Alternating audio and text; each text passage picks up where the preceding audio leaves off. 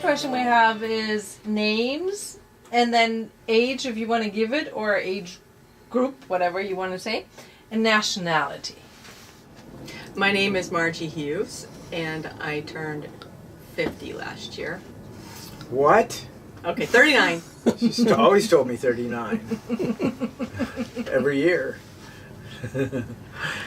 And I was born in Spokane, Washington, in the United States. And my name is Bob Balman, and I'm 66. What? And I was born in Norfolk, Virginia. Told me 50. I know. And what your boat name, size, type, anything you want to tell us about your boat? Okay, it's a Catalina. It's 42 feet. It's a 42 Mark II. And the name of our boat is Blessed Life. And it was always going to be Blessed Life ever since I met Margie. You want to talk a little bit more about the boat? Like maybe how you fitted it, or because you recently did some work on it, or You can talk something about like that. when it trucked in from Texas. That's a great story. The long story is that we started out on a Catalina 30, and we went to Mexico and back on the Catalina 30 for 10 months. And we had a great time, and it was really the impetus to buying a bigger boat and really being cruisers. We coastal sailed and gunk holed, and we knew we were going to do it, but it was a good testing ground. Small boat, we didn't dump a lot of money into it, we didn't do much to fit it to go. We just left. We just did a few things, made sure it was safe, went out with Baja, and had a great time. When we got back, we looked at each other and we said, we got to get a bigger boat. We got to do more of this. So we looked at other boats. We had plan A, sell the big house and buy a big boat. And life happened, and we decided we didn't have to sell the house and buy the expensive boat. And so we found the Catalina 42 thanks to Bob's copious research in Texas. Very happy to find this boat. And it was a great deal. And we shipped it out from a lake in Texas to Alameda and put a few things on it to make it safe, and sailed from San Francisco here to San Diego. And now we're doing a few more things to the boat. And we'll either go to Hawaii or go south after this. So we really are equipped to cruise now. So we have solar panels, we have davits, we have a dinghy, we have a 20 horsepower, we have a 2.2 horsepower, we have full 2014 Garmin electronics, we have new rigging. We just had Pacific Offshore do Solent, Staysail, whisker pole, all the rigging for that. And on it goes. But we're really ready to ocean cruise and just not be limited. Cool. Motivation for cruising, how long between dream and sail off? You touched on this a little bit. Dream and sail off. Okay, so in 2009, we left Sausalito, California to Mexico in the 30 Catalina to do Baja. And we retired that year, right? That was the year we retired. Yeah. Right. So we were fully retired at that point. And the economy tanking, and there was no going anywhere. There was no selling the house. So we just took the Catalina, took off, and came back and just put everything else on hold. We put the search for the new boat on hold, traveled around the U.S.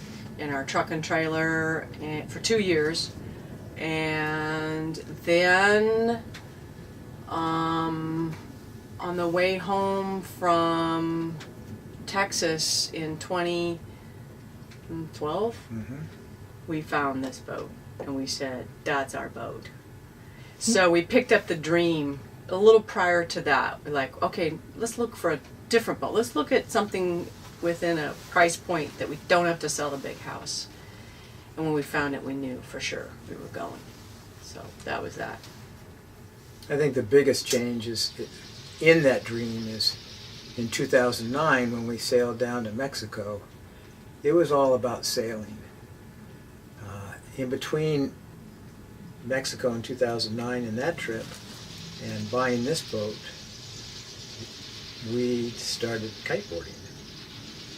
And now, with that addiction, this boat is more of the vessel to take us to kiteboarding spots. Still be a lot about the sailing and the diving and some of the other things that come along with having a boat, but a big emphasis on kite spots. And possibly even surfing in the future. I don't surf yet. Very cool. And so the motivation actually was a little bit about what you do after you retire, or just does it come out of you guys' background a little bit, or how did that come about? I had more background than Margie, and I bought the boat before Margie and I met. And as soon as we met, she was right on board. She just knew that she would sail anywhere and everywhere. And so that was a huge plus. And that's sort of the background. I was just going with the flow. Bob came along, and we were just so connected, and the fact that he had a sailboat and was thinking about sailing was just right up my alley. So although I had not thought about it prior to that, as in, I want to be a sailor, I'd had a little bit of sailing experience, but very limited, it was all him. It was like, I have a boat, I'm going sailing, and I'm like, I'm coming. Very cool.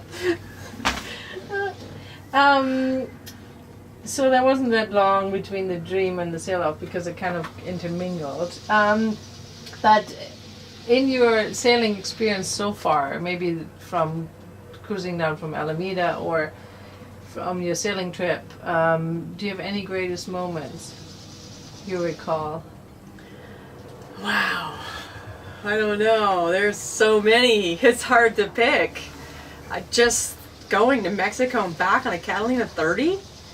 That's awesome. That was awesome. It's a great trip. Everybody's just like, you're on a Catalina 30? And we weren't the smallest boat, but there were some big boats out there doing that trip. And we went all the way to Huatulco and back. Many just, went part of the way, Puerto Vallarta maybe, and then either left their boats there. But we did the whole thing there and back. I forgot the question. Had a beautiful charter in Tahiti, and that's where we got married. And we took family over, and we sailed from Raiatea to Huahine. And in this little bay at Huahine, and I wasn't sure when I went over there because I had seen some of the Bora Bora shots, and I thought, I hope this isn't a big commercial, there's people in front of us getting married and people behind us. And we got there and we had the whole bay to ourselves. I don't think there were hardly anyone even at the resort, and they had overwater bungalows and bungalows on land, and not a lot of them, like in Tahiti where they actually on charts they list their bungalows as a navigation hazard. There's so many of them, but this was different. It was a wonderful sailing trip, and that was Margie's first through the night sail when we sailed from Huahine to Moorea, and I remember hoping and thinking that she really would like it. And I looked out when we were having a little bit of a rain squall one time, and she's in the yellow slickers that they give you on these charter boats at the wheel, looking like Big Bird sort of, and sailing away, and white water splashing up on the side, doing about 8 knots, and the wind howling, and she's just out there having a ball. And I went, I think she likes it. And that was a good thing, because it was too late if she didn't, because we were married.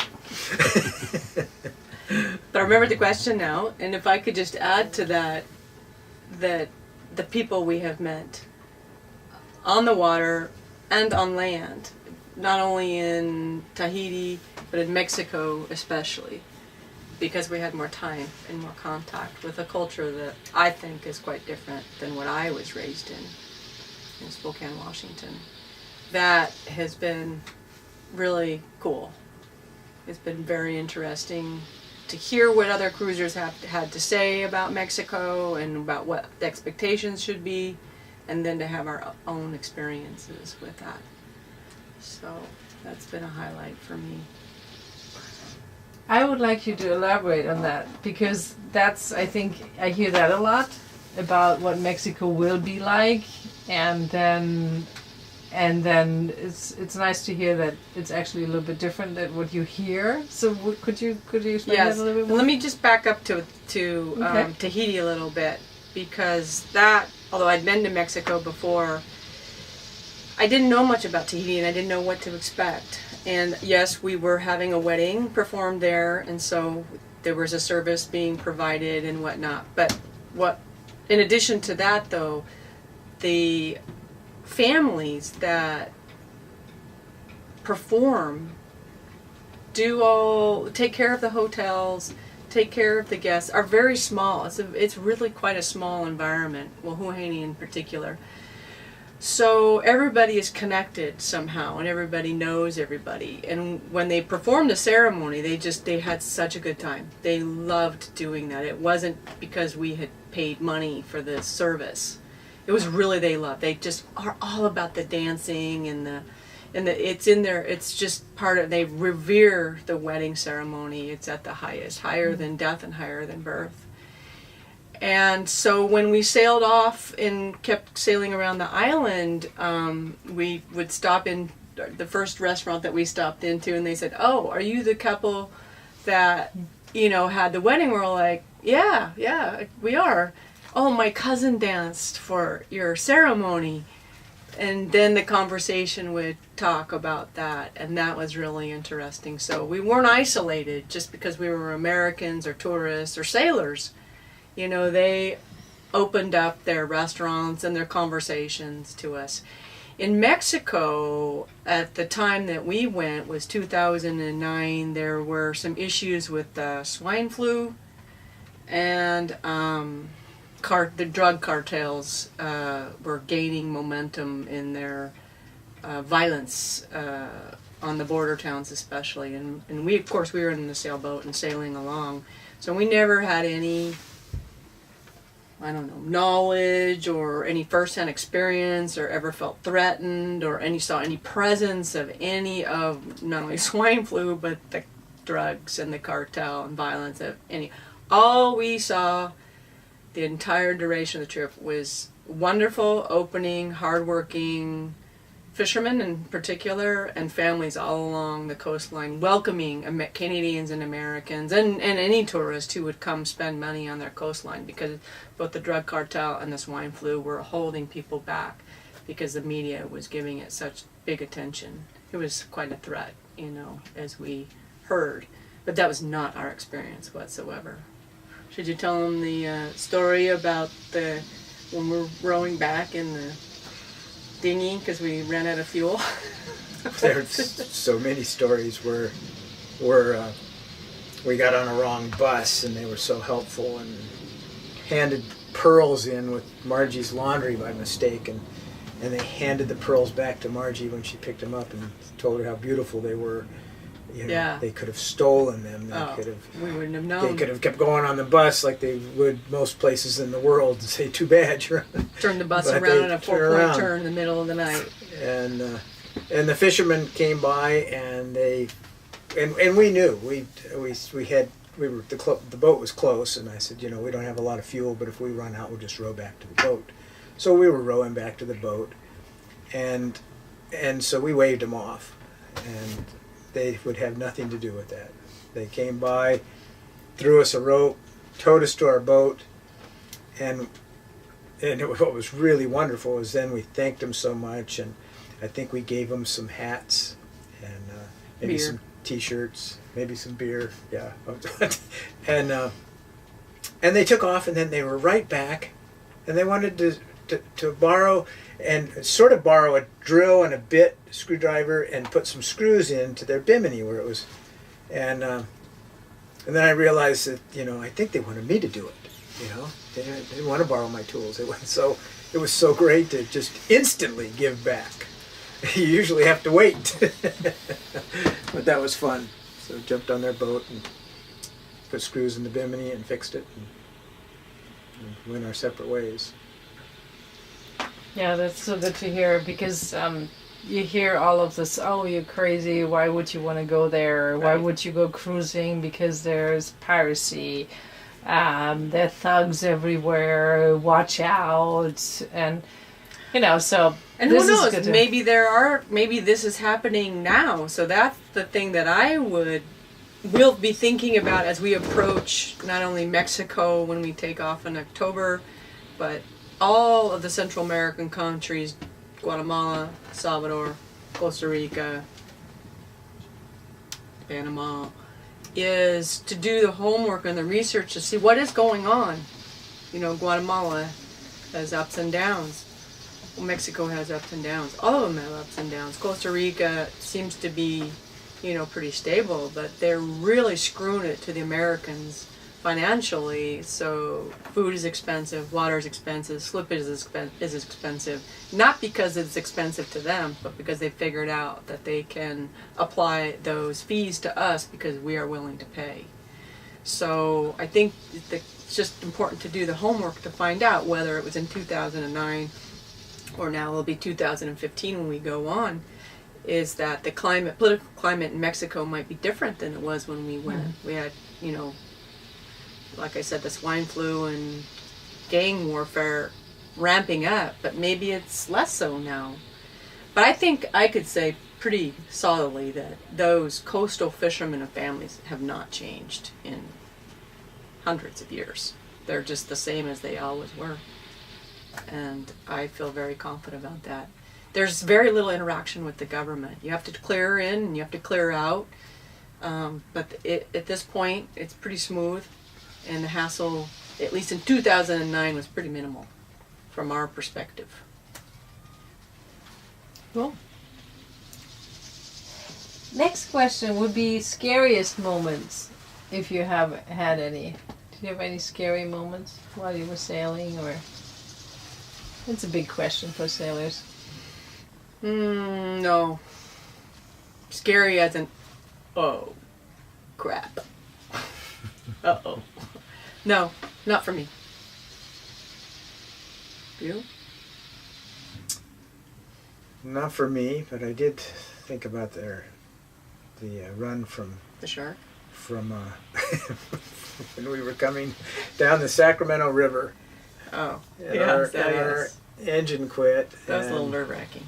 And so I told Margie, I said, we have to sail through these bridges. And there's one bridge, Martinez Bridge, that has the old bridge and the new bridge. And so the pylons are such that you literally have to sail in between. You can't sail through. You have to sail through these pylons, and then you have to make a certain tack and tack back through these pylons. And that was a little nerve-wracking. Yes. Yeah. Yes. I think Margie was. I was way more nervous than you. Yeah. I'm surprised you would even think that was a nervous moment. For you? For you. Oh, I didn't. For me. Oh. I was just saying. Oh. I was sweating. So if not, so how do you avoid them? What? Because the scary moments? Yeah. Is there any? Do you have any strategies? Yes. We watch the weather. You stay close to the captain.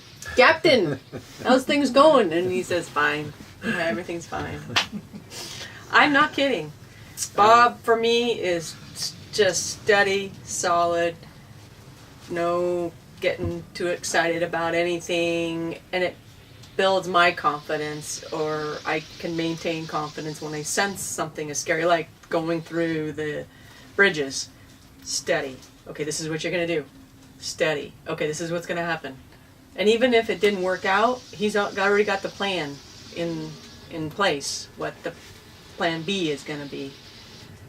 So. And as far as avoiding scary moments, to me, that would be severe weather, and so we watch it closely, and we really go out when it's minimal. We go out, we look at 15-mile-an-hour winds. We go, oh, this is good. This would be a nice passage. If it was 40, we wouldn't go. And we see racers. I remember the story Knockdown, where the Sydney Hobart race. They're going, it's 45 knots of wind and 40-foot seas, and they're all going, well, when do we start? And off they go. And some of them lost their lives. And I have no desire to sail in weather like that. And in fact, one good example was when we were coming back from Mexico, we hit 25 plus, and we were coming back, so we're into northern winds and seas, so we were bashing back. We sat for 3 days, and it's the longest we'd ever sat in the boat without getting off the boat in Punta San Carlos. And while the wind just honked for 3 days.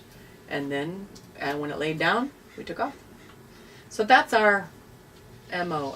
But also having good equipment. We don't have SSB installed, but we're on our way, maybe the next week or two, and that will help us be able to gather weather on the go anywhere. We've talked about sat phone, which is now more available, more affordable, that kind of thing. There's weather routers. We know one in particular that, so we have the resources, and that's a big thing for weather.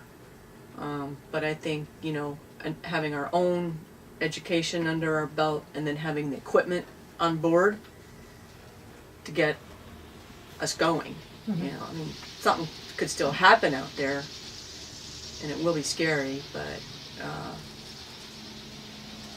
yeah. But then you have your rock in the sea. Yeah, oh yeah. I won't be scared. It's probably has something to do with your former training and profession too. To keep calm in situations, because when you keep calm, you can actually think clearly. Yes. And you can control the situation better, as if, it overwhelms you, although it might seem overwhelming. I'm sure you have lots of training. Lots and lots of training. I went on a call with Bob and his firemen. They're all like that. They just talk to each other calmly, and they just there's no running around and excitedness, just calm, steady. Yeah. Very cool. Sacrifices and gains. Do you feel anything about that? We miss family. Kids. When we first took off in the 30, we thought, oh, they'll come visit. And I remember one old salt going, no, they won't. They never do. And he was pretty correct, with this. Although now we're actually my kids are getting older. They're have a little more, I think, more free time, and so they've come down and visited here in San Diego. And my Christmas gift every year is money toward plane tickets. So no matter where we are, anywhere in the world, if they want to fly in and visit, they can. And we pick up the tab. Hope that doesn't seem too selfish. But that's you asked about a sacrifice, and that, I remember my folks as grandparents. I had my kids, and I could always go over to my folks. I knew where they lived. My kids have to go, where are they? So it's quite different. But for me, I don't think I have any sacrifices. I was just having a conversation today. This is my first real home. And I've lived in many houses over the years and built a house, but I can reflect on them and realize that they were never home. And I feel more at home here than anywhere. And the idea that we're going somewhere adventuresome, because I've always been a wanderlust, it's a sailboat, and I love sailing, and I love the medium of getting somewhere to travel, to visit, to tour, to see something besides the United States is great. But I'm thinking what the sacrifice is because nowadays it's so easy to get to home, you know, and because I was not always that close with my family anyway, once a year is more than sufficient. That's easy anywhere in the world, anywhere to visit with them, head up back to Spokane for our yearly get-together. So for me, very, very little. And in terms of just the dailiness, the bathroom, the laundry, the food, yeah, it was easier in a big kitchen at home, I have to say. You know, the refrigerator was ginormous and the freezer had lots of ice cream. But I don't miss it. I don't. We have a great boat too. I think the biggest plus is and I know a lot of people at retirement age, they may say, well, let's get a vacation home. And we always thought the boat's going to be the vacation home, and the home is going to be movable. And that was a huge plus for us. We didn't have to think about, okay, other than our base camp, our primary home here in Incline Village, Lake Tahoe, where would we like to have a second home or a vacation home or this? We didn't ever had to make that decision because we knew it was going to be a boat and it was going to be in several places. And now our vacation home is San Diego, and we're enjoying ourselves here. With you. Yeah, and do you have anything about? Yeah, well, you already lived in a mobile home for 2 years. Yeah. And drove around. Truck in a 6x10 trailer. No mobile home. Okay. Pickup truck. Back of a pickup truck. Back hotels. of a pickup truck. Really? Bed and breakfasts. Motels. Yeah. Dirt We were- parking lots. We were towing a 6x10 cargo trailer with all of our toys, and then we had a camper shell. That's on the pickup, and a very nice 3 inches of foam. Oh, my goodness. Down pillows, very My comfortable. back still hasn't adjusted to this thing. But that's how we traveled for a couple years. 2 years, yeah. And it was wonderful. Because it's a closed space. This is what most people think about when they think about, it's a small space to be on a boat, and how are you being together 24/7 Yeah. after Yeah. your relationship, you just jumped right into traveling together and so on. But most people have lived their lives kind of separately in their professions and then, or in their relationships, and then they suddenly are 24/7 together. It's a different story. But for you, it wasn't really that big of a transition, was it? Was, yeah. We did live separate lives. In fact, we got married and we continue to live separate lives. I continue to live and work in the San Francisco Bay Area, and Bob lived in Tahoe. So we got married in 2006 and we retired in 2009. For 3 years, we commuted together. Now, of course, his wonderful hours allowed him a lot of time off. He'd come down to visit, or I'd go up to Tahoe. And then when we retired, it was 24/7, nonstop. But we have not missed a beat. And when one of us needs to go, we get online, we look for a plane ticket, and we go. Or if we have the car, we drive away. So when we need the time separate from each other, we make it. Now, out in the ocean, when we're sailing, we have not sailed for more than 3 days. No, 96 hours. Maybe. Yeah, 96 hours has been our longest sail together. That 3 days in Punta San Carlos. There's no getting off the boat. There's no going anywhere. But those moments have been limited, so where we're closed in together. But I could say that they were flawless, for sure, flawless. And sometimes very exciting, because you're out there in the ocean alone. Just saying. Newlyweds. Talk to us in 20 years. But for me, it's in the mind. It's the mind. It's like, it's not just the relationship, but it's everything. Where can you go? Physically, there is a bit of a challenge. We're fairly active people, and we like the activity. We like the limbs to be in motion and going somewhere. And on the boat, it just doesn't happen that way. So for me, when we had these passages where we couldn't separate or we couldn't be in motion and doing things, read. I mean, there's no education. There's no end to where your mind can go. There's no end for that, ever. So it was pretty simple, just to allow your mind or push your mind in a direction to go somewhere, and you were gone. I mean, a novel could be, take me a day and a half, 2 days to read. I would be gone. Bob would be talking to himself for 2 days. I look at probably the biggest change in our lives is when we started sailing is the activity level.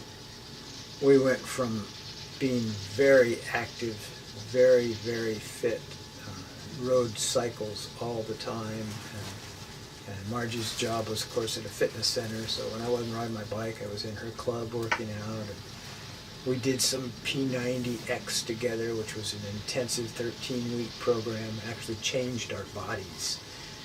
And since we've been sailing in 2009, took that trip, it's very little. Very little. We came back in 10, did some skiing in the mountains. What about the kiteboarding, man? Okay. I don't Hello. I don't count the kiteboarding as that kind of exercise. It's so much fun. Yeah. But it did keep us. You don't have to be fit. Our thighs were, my thighs, yours were already rock hard, but they were back to being rock hard. But there is no way to get the cardiovascular unless you push yourself to do it, whether it's on the boat or somewhere else. And that is the only. Okay, you asked earlier what was some of the compromise. That's the compromise for us. For me, that's the compromise. There's no way just to jump on the bike and start pedaling around for 45 minutes to get that cardiovascular strength. You have to really be disciplined, which we're not. We'd rather kiteboard. Yeah. Or fish. That's the reason our friends call us the fun hogs. It doesn't involve disciplined exercise.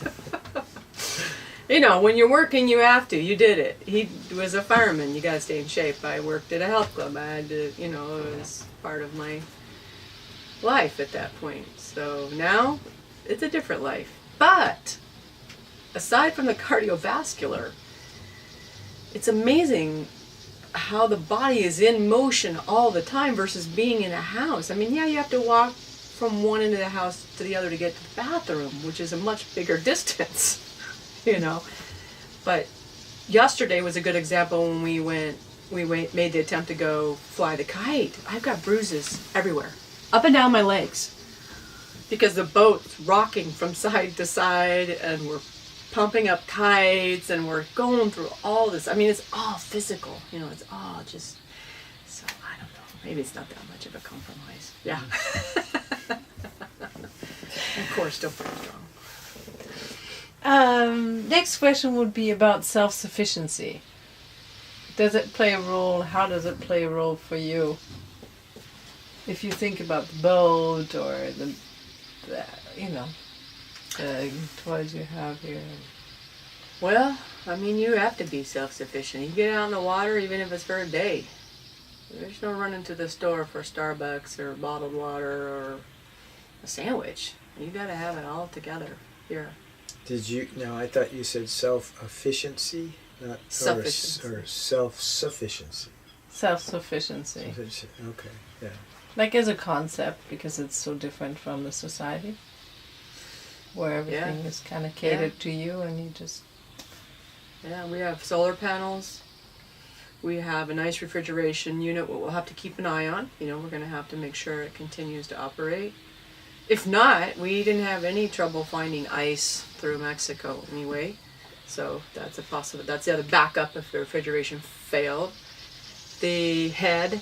I think about the basics as a woman. It's like, you gotta eat, you gotta go to the bathroom, you gotta make sure you have a certain amount of power on the boat.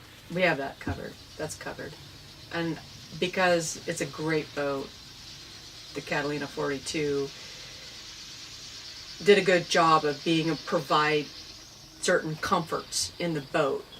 And so I feel very comfortable with being self-sufficient out there. It's actually a very, very high level of confidence. Even if the equipment fails, I still have a very high confidence level. And I always like the KISS expression. And one old salt one time told me, he said, if I can tell you anything, he said, keep it simple. And they really did.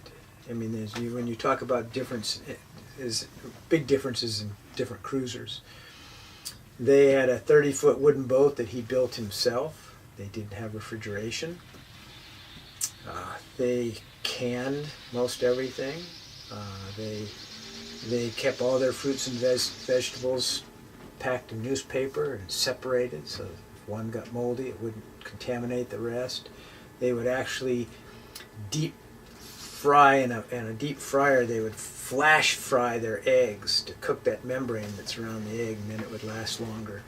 All this preparation to go out 250 miles from San Francisco and turn left to Panama, and if they didn't have to come in, they wouldn't. That's their kind of sailing. And I took a lot from that to keep it simple, but at the same time, we looked at each other and said, we want some convenience. And if those conveniences break down, then we go simpler till it's very convenient to fix them. So they're conveniences that we like, but they're not conveniences that we absolutely have to have before we leave for the next port or the next port.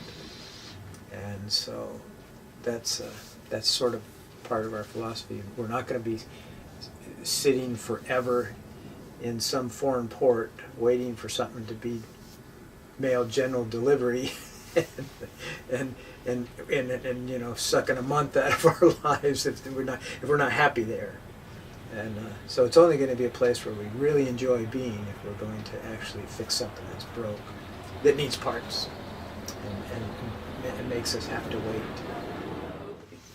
Yesterday, we're out at anchor in Zuniga Jetty, and we're figuring out, we've anchored twice, so, you know, we rebuilt the windlass, so we knew there were some parts in it that were not good, so we rebuilt that, but we actually had never dropped the anchor, pulled the anchor up, you know, to test it and really use it.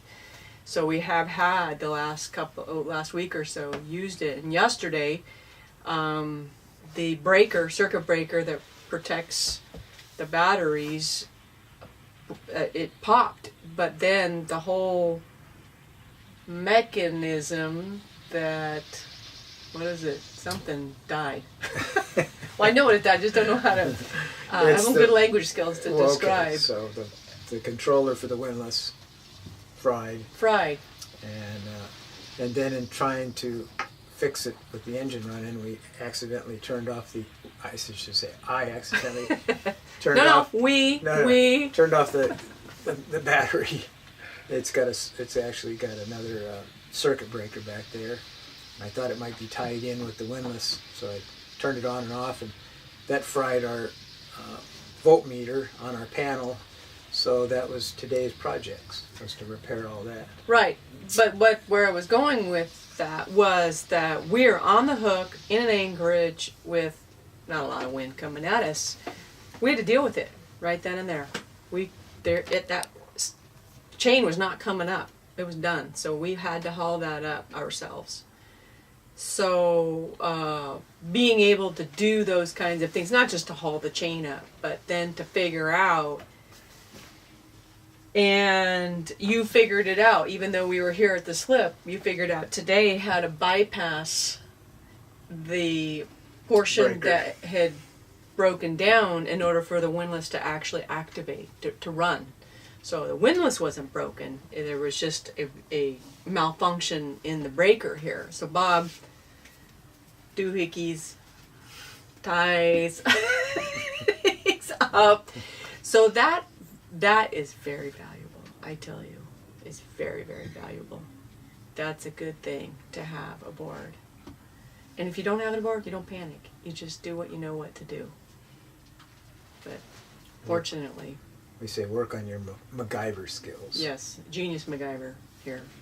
They can pretty much do anything. Well,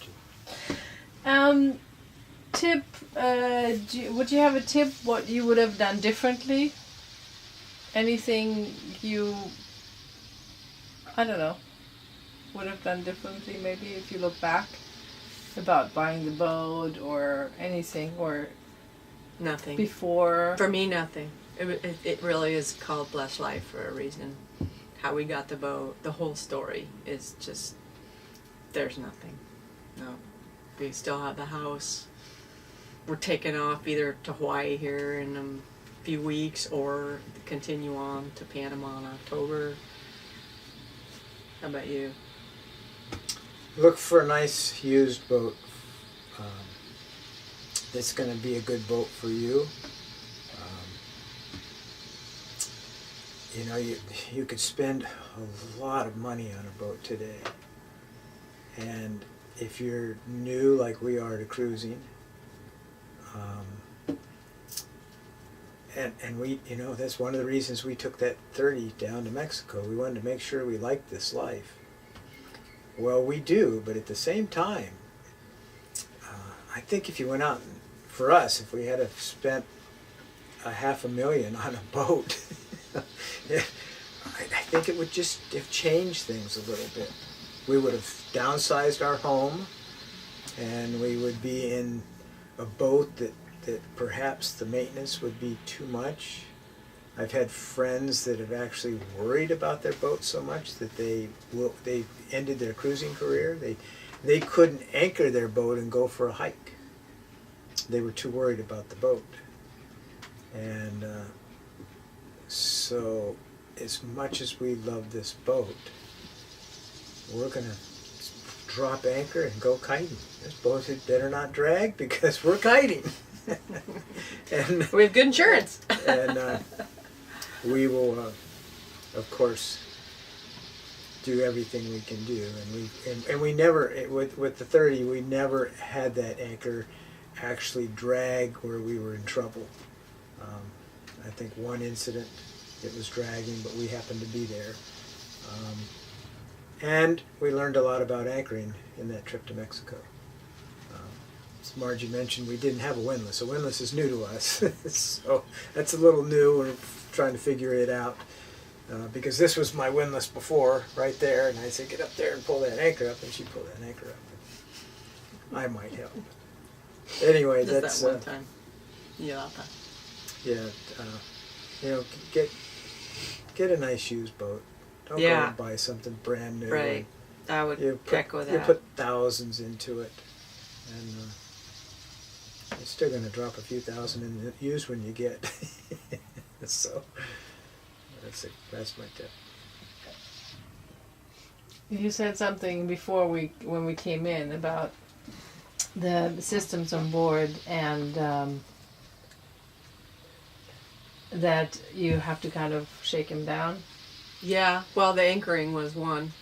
You know, having not used the anchor a whole lot, you know, how does it, will it do this, tighten that kind of thing. And that's just been consistent throughout the boat.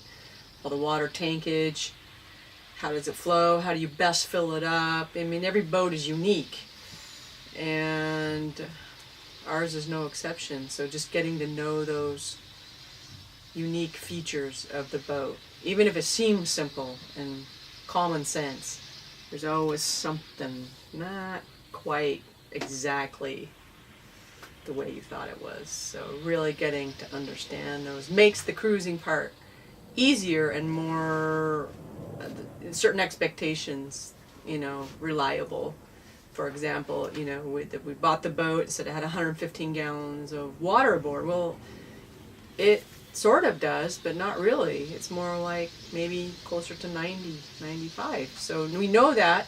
So if we're going to take a long passage, we know to prepare for 90 gallons of water usage, not 115. That could be a big difference. So getting to know all those little details. And you said something like Shakedown you know, like you're using the summer now to kind of sail it and get it to know really before you take off. Right. So Catalina will be a nice place to be out on an anchor for a couple of weeks, perhaps. We're just talking about maybe sailing down to Punta San Carlos, where there's big wind and surf down there. It's 275 miles, which is, maybe 3 days of sailing, maybe more coming back because we're against the wind and the current. But that's a great shakedown, just pushing the boat, being on the boat. And then we're just jive talking, but maybe think about going to Hawaii, which is a big passage, could be 2 to 3 weeks depending on the wind. So that would be more than a shakedown, I think. But Hawaii's still in the United States. We kind of know what to expect over there. We go to Mexico and Guatemala and El Salvador and we're not really sure how things operate, so it's nice to it's a convenience and nice to be able to come back and get online and order the proper parts and talk to a consultant and bang bang, it's fixed. That's not going to happen out there. Do you remember the moment or day of leaving when you left your home port?